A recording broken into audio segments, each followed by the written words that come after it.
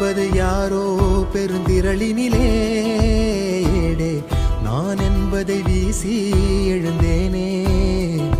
மனமே தான் என்பது போகும் பெருங்கணத்தினிலே கூவி வாவென்றொரு வாழ்க்கை சிறு குரலாய் அருளாய் பேச போகாதொரு ஆழம்